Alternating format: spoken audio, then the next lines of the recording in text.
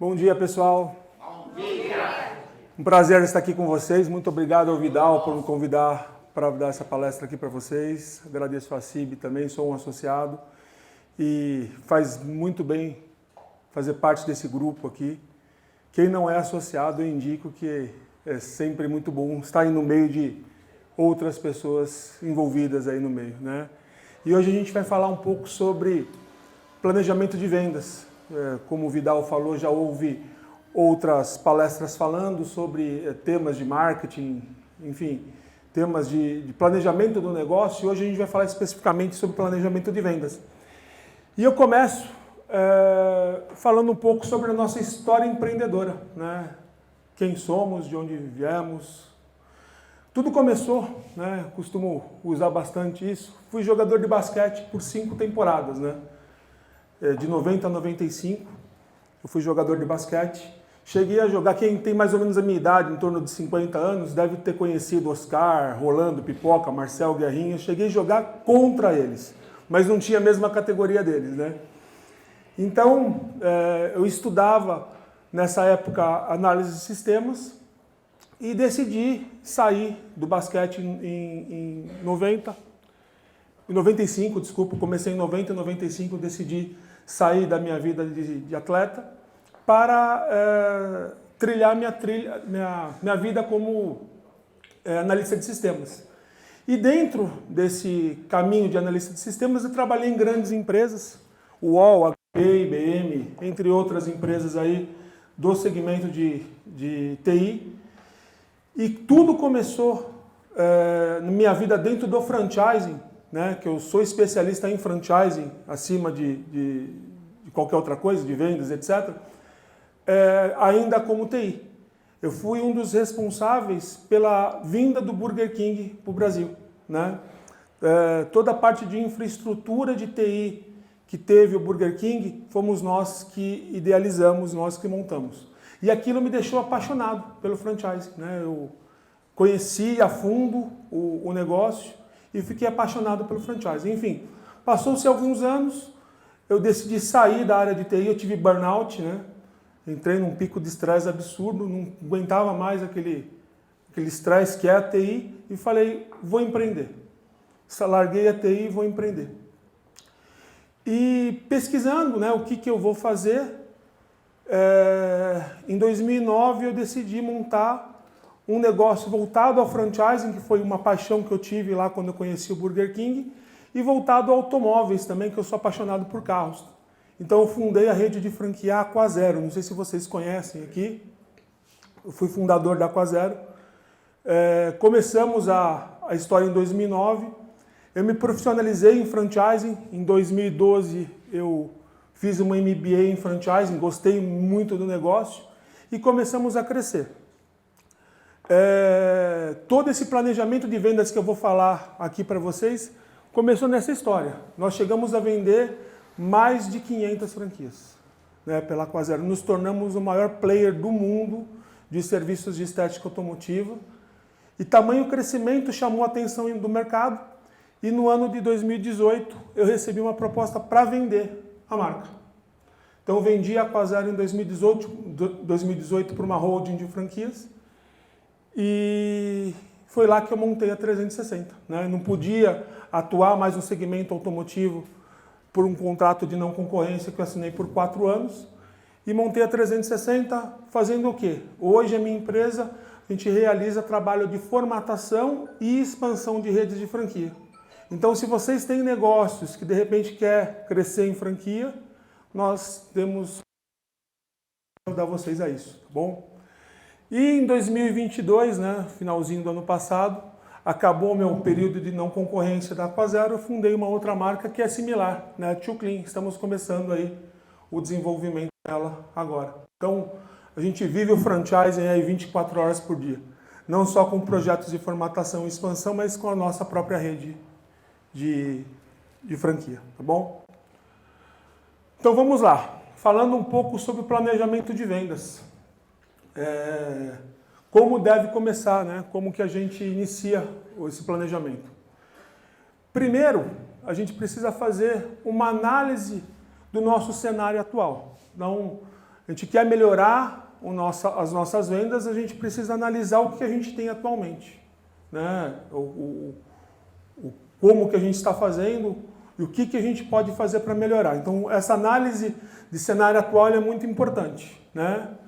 E daí a gente vai fazer a definição das metas e objetivos. A partir dessa análise de cenário atual, a gente vai criar as nossas metas. Eu quero chegar onde? Eu quero vender quantos negócios? Não estou falando de franquia aqui, mas não é só franquia. É qualquer coisa. Você tem um produto, você tem um serviço, enfim. Qualquer coisa que você tenha para vender. Quantas desse negócio eu quero vender? Eu quero vender 1, 2, 10, 100, 1000 por mês. Você tem que criar esse planejamento, as suas metas e objetivos. A partir disso, escolher as estratégias. A gente vai falar bastante de estratégias nos próximos slides, né? Como que eu vou abordar o meu cliente, que forma que eu vou fazer as estratégias para chegar e fazer a conversão dessa venda, né? Determinar os recursos, então, quais são os sistemas que eu vou precisar ter, né? CRM, enfim, pessoas, vendedores, pré-vendedores, enfim, todo um ecossistema para fazer os recursos para converter essas vendas, né? Eu preciso determinar isso.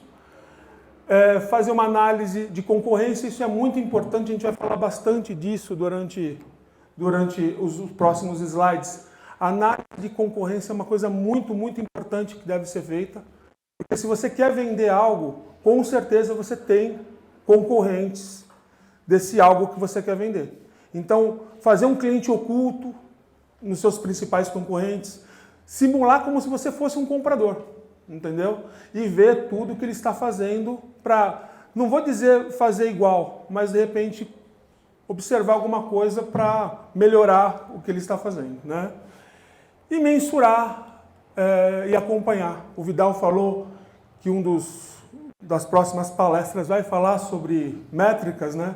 Métricas é muito importante para você fazer o gerenciamento do seu negócio, né? Sem métricas o negócio não tem gestão. E um planejamento de vendas, ele não pode ser feito sem um planejamento de marketing, né? Aqui não vamos aprofundar muita coisa, porque como o Vidal falou, última palestra foi falado sobre plano de marketing. Só criei aqui alguns tópicos que falam sobre o plano de marketing. Eu costumo dizer que vendas e marketing dentro de um negócio, ele tem que andar junto. Muitas empresas falam, eu não vendo porque o marketing não gerou um lead. O lead que a gente fala é uma pessoa que entrou para comprar nosso produto, né? Não gerou um lead qualificado. E daí o vendedor fala isso do marketing. O marketing fala do vendedor que não é qualificado para fazer aquela conversão. Isso não pode acontecer dentro de uma empresa. O time de vendas e marketing ele tem que andar junto e eles têm que se conversar diariamente para que esse alinhamento seja feito e o melhor lead entre para que a conversão seja feita. Então, aqui coloquei esse slide para falar da estratégia de marketing, né? Foi falado numa palestra anterior, acho que não é interessante a gente aprofundar nisso, que você já tem esse conhecimento. E a partir disso, quais são as etapas, né? Qual é o passo a passo que a gente precisa seguir para fazer esse planejamento de venda? Primeiro, definir as nossas metas, né? Ter uma meta clara e objetiva é muito importante. Então, eu quero vender 1000 negócios no final do mês.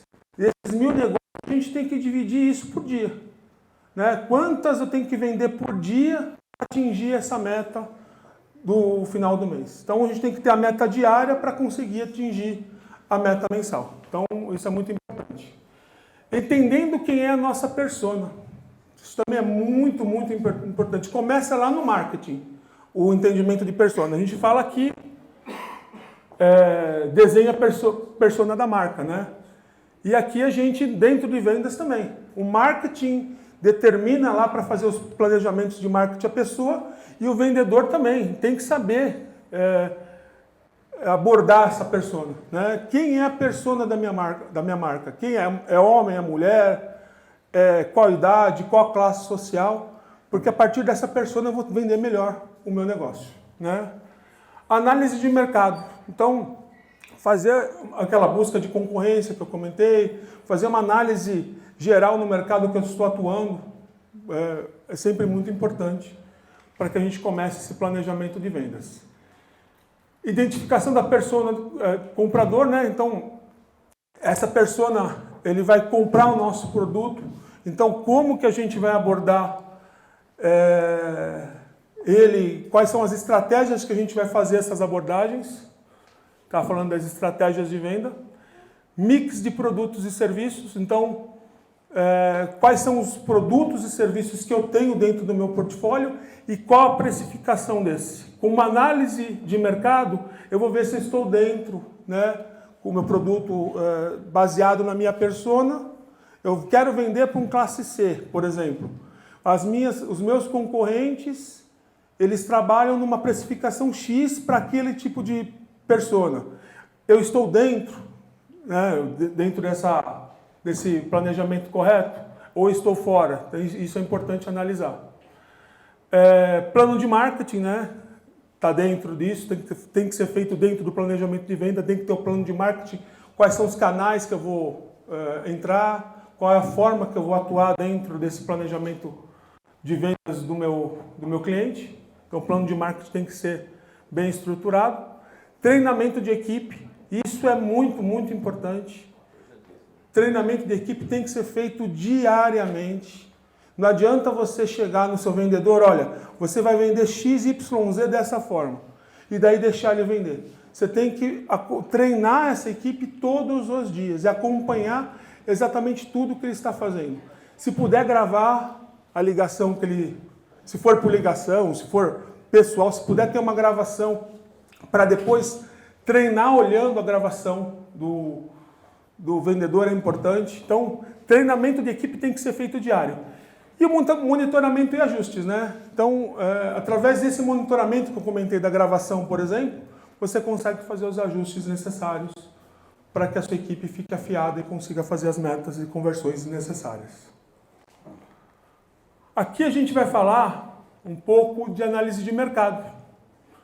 Então, como eu comentei aqui sobre análise de mercado, então como a gente deve fazer essa análise mercadológica? Então, primeira coisa, eu vou vender. Se eu vou vender o quê? Um produto ou um serviço. E para isso, eu vou ter o quê? Vou ter que ter fornecedores, né? A primeira coisa que eu vou fazer, eu preciso negociar com os meus fornecedores. Se eu não tiver uma boa negociação com o fornecedor, eu não vou ter uma boa venda. Então, você tem que colocar na mesa, dentro dos meus produtos e serviços, quais são os fornecedores, e eu vou ter que bater na porta de cada um deles para conseguir lá melhor preço, melhor prazo, melhor forma de pagamento, enfim, entrega. Como que eu vou conseguir fazer as minhas entregas das minhas vendas se eu não tenho um bom fornecedor? Primeira coisa que a gente tem que olhar é a nossa cadeia de fornecedores. Entender o público desejado, né? Os desejos do nosso público. Então, isso é muito importante. A partir daquela nossa persona, o que a nossa persona deseja? Então, a partir desse desejo do nosso público, a gente consegue criar as estratégias de vendas adequadas para conseguir fazer as conversões. Então, ter esse entendimento de quais são os desejos do nosso público é importante para que a venda seja. Então, essa análise mercadológica aqui de desejos do público é legal ser feita. Identificar oportunidades. Então, dentro do nosso segmento, dentro dos nossos produtos ou serviços, quais são as oportunidades? O que ninguém está fazendo?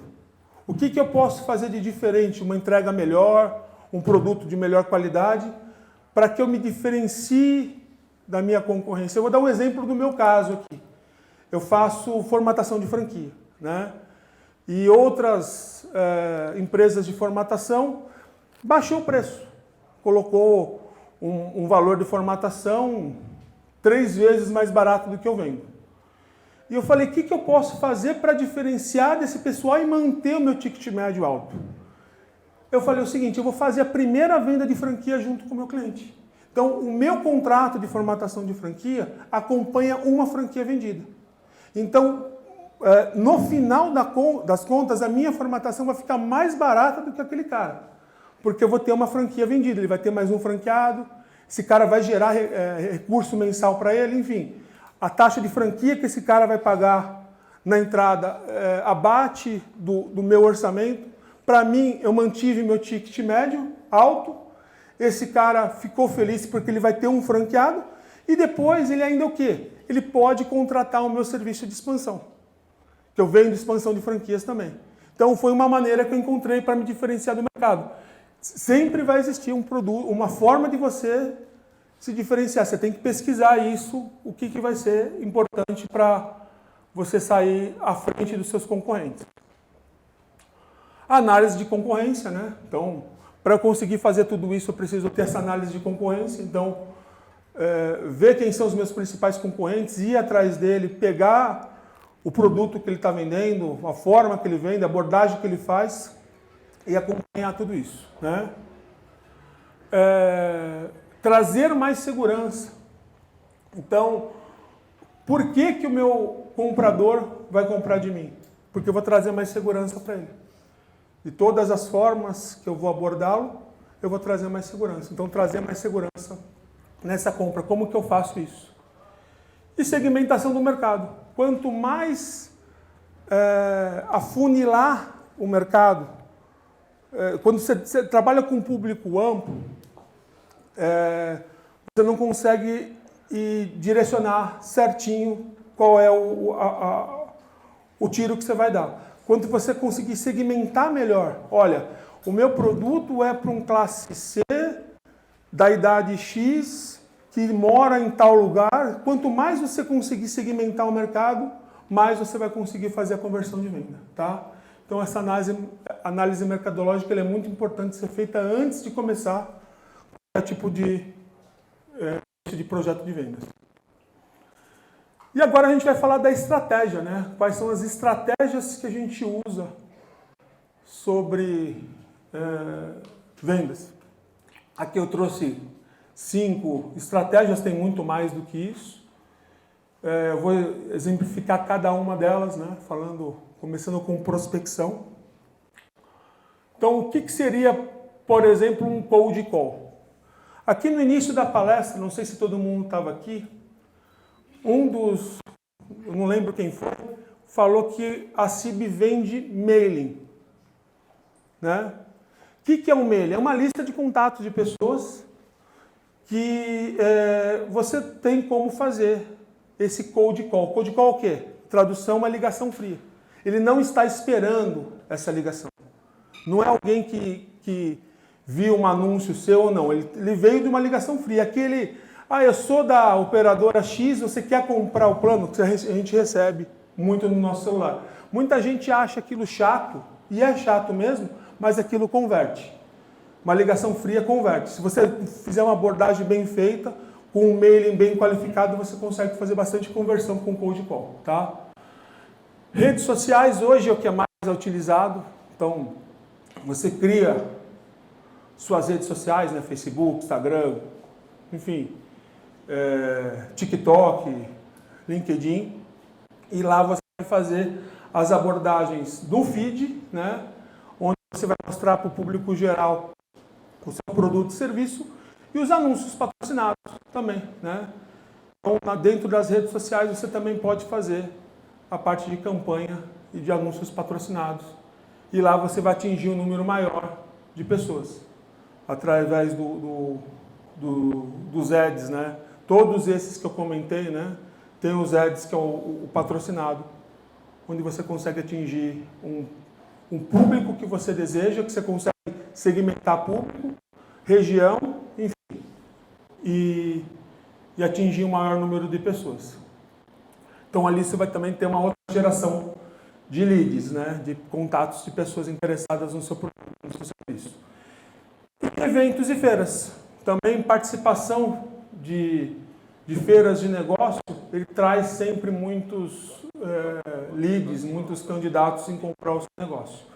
Você precisa ter diariamente contatos chegando para você. Se você quer vender, você precisa vender,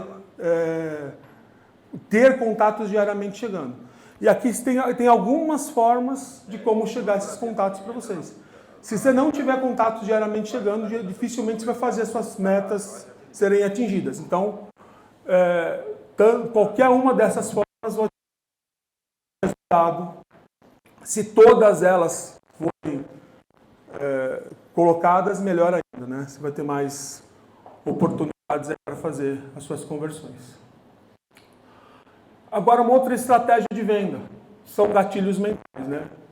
Isso aqui a gente usa já quando a gente já tem um lead, já tem um candidato dentro da nossa base, a gente já está trabalhando esses candidatos, e daí a forma que a nossa equipe de vendas, os nossos vendedores, vão abordar aquela pessoa para convencer ela de fechar com a gente, entendeu?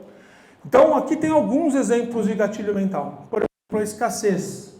A escassez é algo muito usado, né? Do tipo assim, olha, eu tenho um carro aqui que ele está R$10 mil mais barato na tabela FIPE.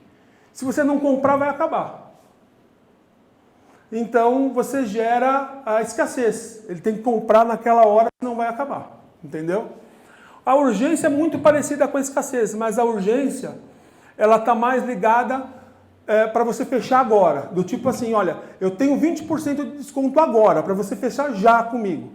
Então, você gera a urgência na pessoa fechar hoje com você, né? Autoridade. Eu uso muito esse aqui, da autoridade. Através da minha experiência de 20 anos, fiz tudo o que eu fiz, que eu expliquei para vocês no começo, eu faço as minhas conversões, autoridade dentro do segmento.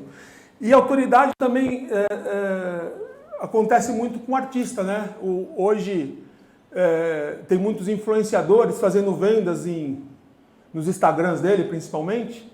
É autoridade. Através da influência deles, eles conseguem fazer as conversões de venda. Reciprocidade eu uso bastante também. Você dá alguma coisa sem querer nada em troca. Você deu. Olha, isso aqui ficou para você, de presente. E através daquele presente você se sente obrigado a comprar. Olha, ganhei. Por exemplo, você passa no shopping e dentro do shopping eles te dão lá um brinde daquele produto e tal. E daí você se sente obrigado a comprar o item por reciprocidade. Prova social. Prova social é do tipo assim, eu vou pegar pessoas que comprou de mim, que tem uma trajetória comigo, que gostou das minhas entregas, vou pedir para ela gravar um vídeo ou fazer uma mensagem e eu vou mostrar para o meu público que outras pessoas que compraram de mim estão felizes sobre aquilo que eu estou vendendo. Então, também é muito forte prova social. Antecipação daquele tipo assim, eu vou comprar uma pré-venda, vou receber antes que todo mundo aquele produto. Então, antecipação, gatilho mental bacana também. E motivação é você criar um ambiente que seja favorável para motivar aquela pessoa em comprar de você. Então, aqui tem muito mais gatilho mental, e isso é importante já no momento que você tem o seu lead aqui e você vai trabalhar ele para fechar com você. Tem que ter o envolvimento de gatilhos mentais para que aquela venda seja convertida, tá? Outra coisa bacana dentro de uma estratégia de vendas é o storytelling. O primeiro slide que eu fiz aqui foi o storytelling. Eu contei um pouco da minha trajetória, né? E vocês podem criar isso do produto e serviço de vocês. Isso aqui pode ser usado, vídeos, outros tipos de recursos que vocês montem toda essa estratégia para mostrar para esse candidato em comprar o seu negócio que você tem estrutura, que você tem uma trajetória, que você tem um bom produto. Venda com storytelling também é muito muito bacana. Ela é muito... E dentro dos storytelling você vai colocar vários gatilhos mentais para que essa conversão seja realizada, tá? Então, praticamente todo mundo usa esse recurso de storytelling para fazer conversões de venda. Estratégia. Isso daqui já é um cliente. Ele vai comprar de você, tá? Ele vai comprar de você. Ele chegou dentro do seu estabelecimento sabendo que ele quer comprar. Por exemplo, eu cheguei na Apple falando que eu quero comprar um iPhone 14, só que eu quero um modelo simples, um 128, por exemplo. E lá dentro da Apple, o vendedor vai fazer você comprar um iPhone 14 Pro Max de 1 TB. Por quê? Vai vender um produto mais atual ou um plano de assinatura melhor. Eu quero comprar um plano de assinatura lá da Netflix mais barato. E daí, através de estratégias de venda, a gente vai comprar um mais caro.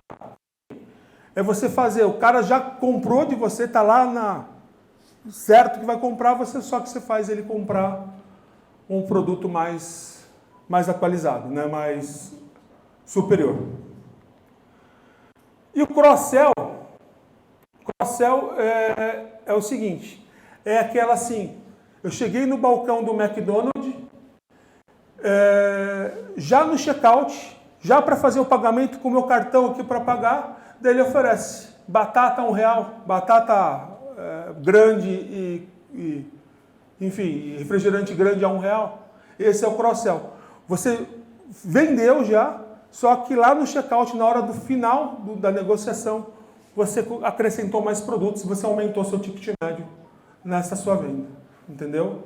Então, essa estratégia é muito bacana para você aumentar o seu ticket médio. A conversão já está feita, todo mundo já sabe que vai comprar, só que lá no último momento você oferece algo a mais. Agora, essas estratégias de venda, né, todas essas, claro que tem muito mais, mas se você utilizar essas estratégias, com certeza você já vai conseguir melhorar bastante as suas vendas. Mas assim, eu preciso, acima de tudo, entender os meus números, né? Então, para que eu faça uma venda bem qualificada, eu preciso entender os meus números. Então, dentro desse entendimento de números, eu preciso ter as métricas de quantas pessoas estão entrando no topo do meu funil.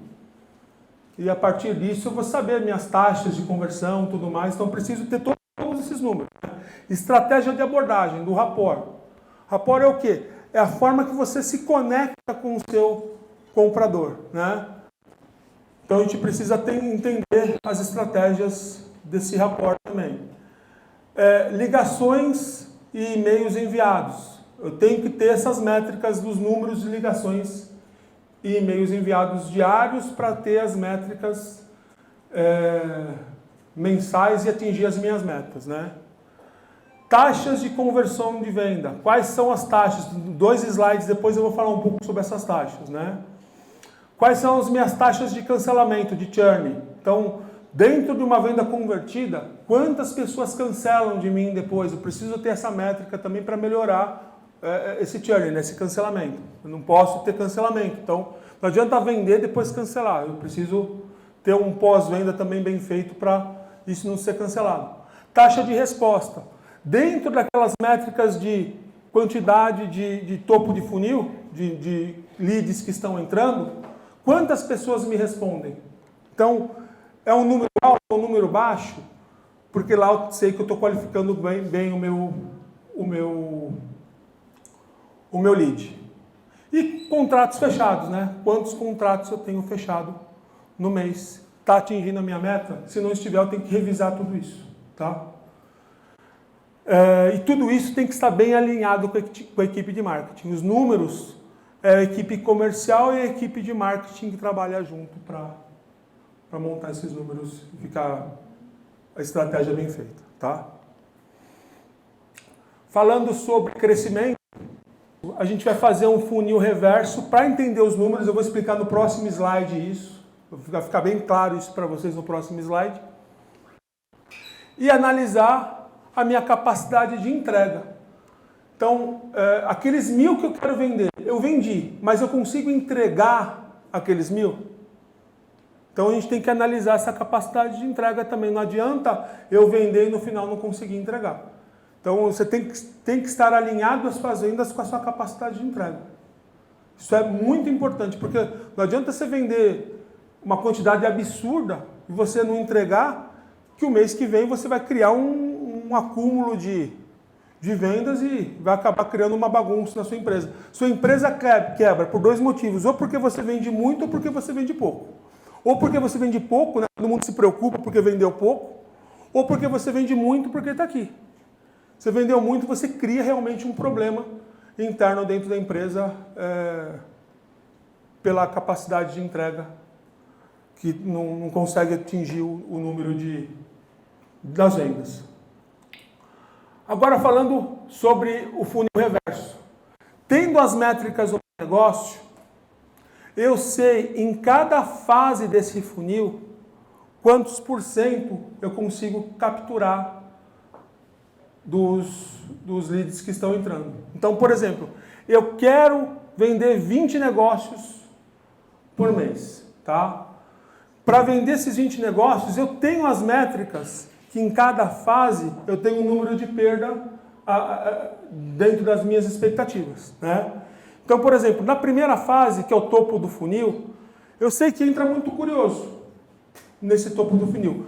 Então, eu preciso colocar muita gente aqui em cima para que vá afunilando e eu consiga fazer aquelas métricas. Então, por exemplo, eu sei que descendo da primeira para a segunda fase, eu vou ter uma perda de 90%. Tá? Então, eu sei que eu tenho que colocar, para fazer aquelas 20, eu tenho que colocar 2.000 contatos lá, 200. Tá? Aqui são aquelas pessoas que me respondeu, que tem um pouquinho de interesse, ela não gerou um grande interesse, você quer saber um pouco mais sobre aquilo que eu quero vender. Então, aqui eu tenho uma perda de 80%.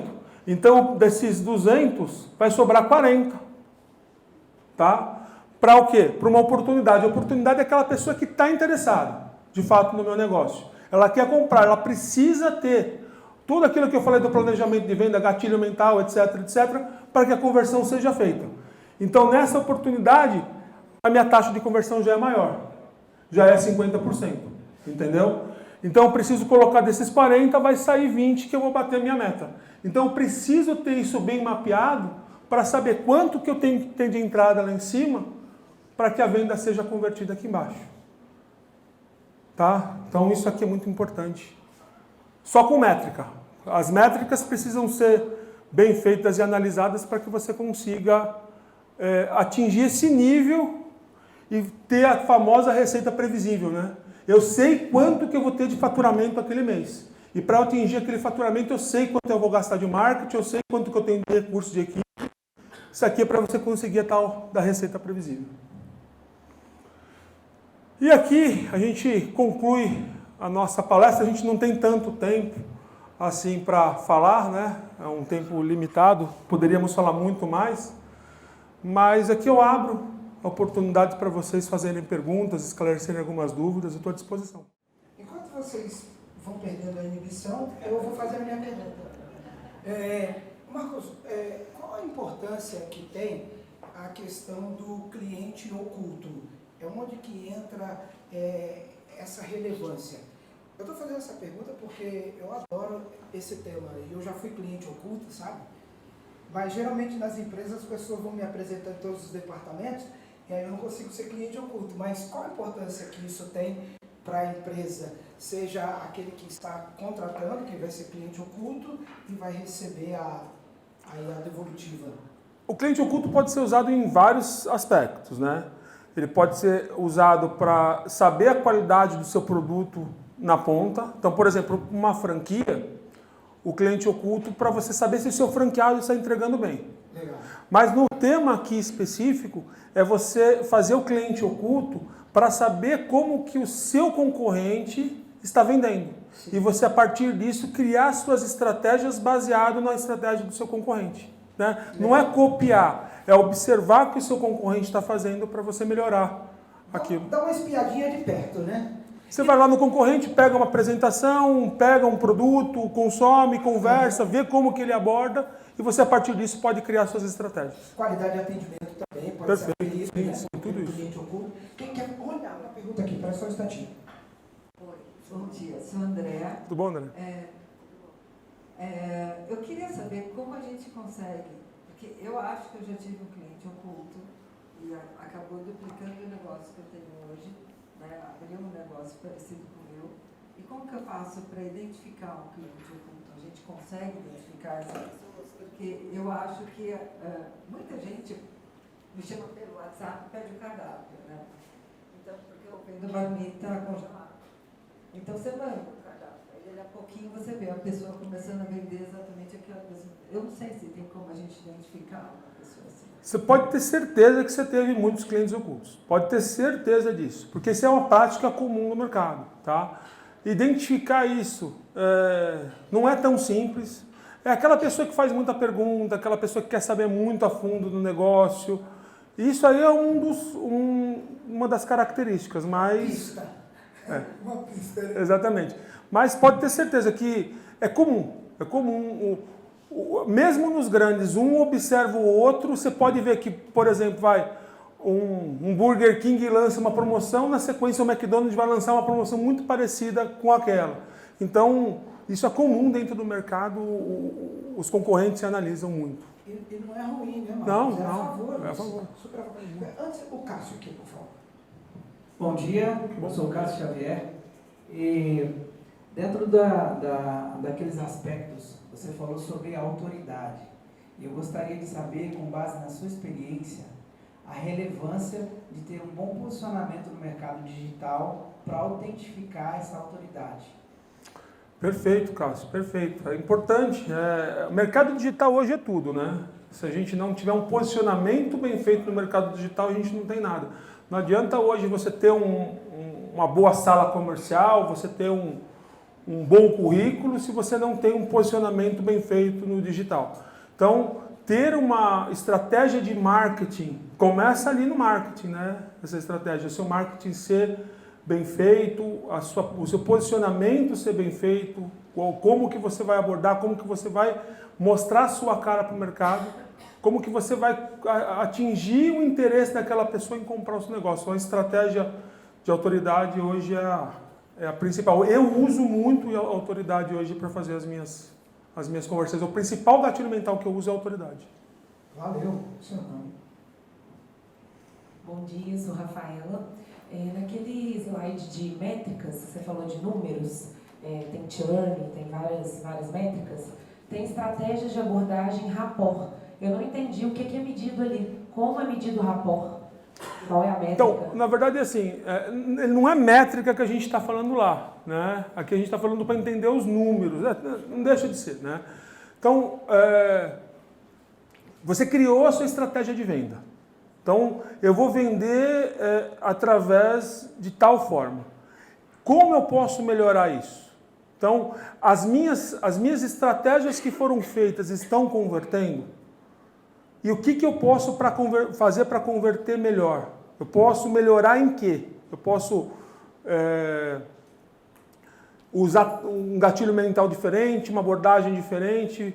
O rapport é o quê? O poder de você se conectar com a pessoa. Sim, Né? aí no caso não é o rapport que está sendo medido, são dentro do funil ali, cada etapa. Cada etapa, exatamente. E melhorar. Melhorar e tal, cada uma das etapas. Não Entendeu? tem uma métrica para medir aquilo ali. Tem. Por exemplo, nesse aqui, a gente vai ter as conversões, né? Então, onde que a gente está perdendo? O que a gente pode melhorar para, em vez de 10, a gente colocar 15 ali? O que a gente pode melhorar para, ao invés de 30, a gente coloca 20, que a gente colocar 30 aqui? Entendeu? Isso daqui é as métricas que a gente tem e trabalhar com as melhorias dessas métricas, entendeu? Então, aqui, por exemplo, para a gente melhorar de oportunidade para fechamento, mesmo para o cara virar cliente, daí é totalmente métrica de rapport, de gatilho mental. Ali você trabalha de fato a conversão da venda. Ali em cima, você está trabalhando mais marketing. o lead para o qualificado é você colocar uma pessoa melhor qualificada ali em cima, né?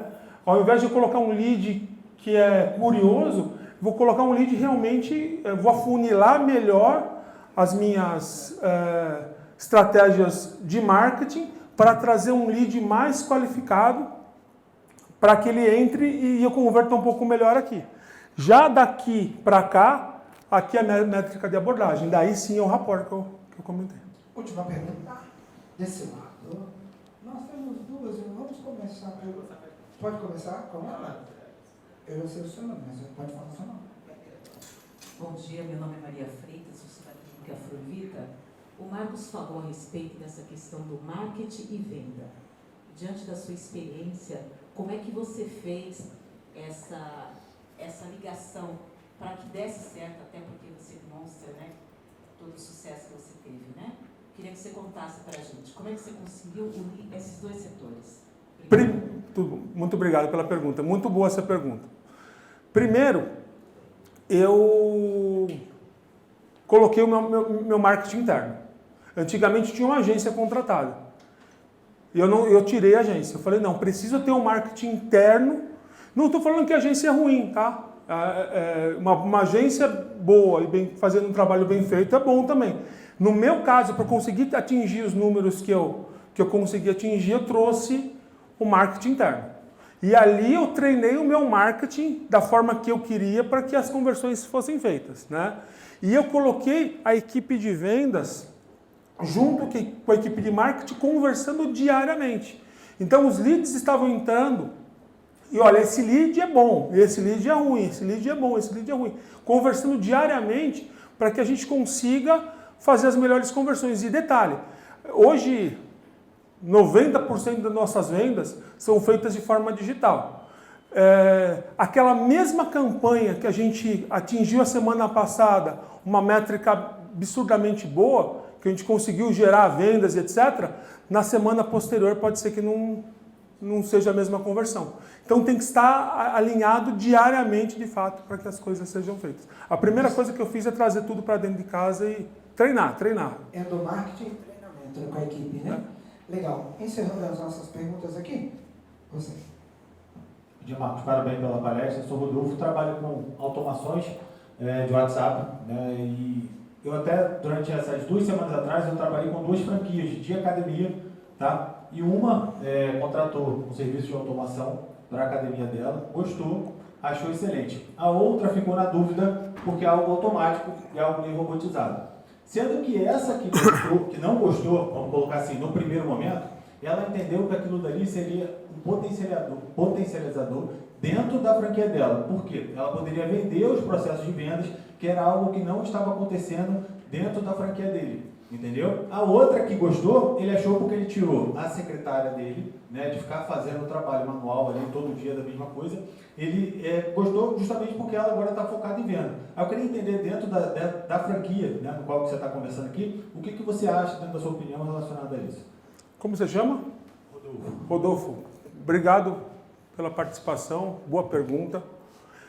Todas as minhas fases desse funil têm automação. Tá? Eu comentei rapidamente aqui de CRM, eu nem quero aprofundar esse assunto, porque de repente a gente pode fazer uma palestra só disso. Você precisa ter CRM, que é uma ferramenta que você usa para ter controle, né? Para você saber os contatos que você tem e o estágio que esse contato está, né? E dentro desse CRM precisa ter automações. Então lá eu tenho automações de envio de e-mail, lá eu tenho automações de envio de WhatsApp, entendeu? Então, para o primeiro contato lá em cima, eu tenho contato de WhatsApp. Então, é robô de WhatsApp que está falando com o meu cliente, entendeu? Para quê? Lá eu sei que o meu lead normalmente é desqualificado.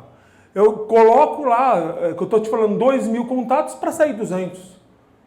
Então, eu preciso agilizar. Então, coloco robô para fazer isso. Aqui tem uma parte que é robô, já tem uma parte que é humana, nessa parte de qualificado. E aqui para baixo, aqui normalmente é humano, mas aí quando o cara atinge, não quero, não vou fechar, daí eu jogo ele para um outro funil de robô, entendeu? Então precisa ter automação, isso é muito importante, com certeza, cara, com certeza.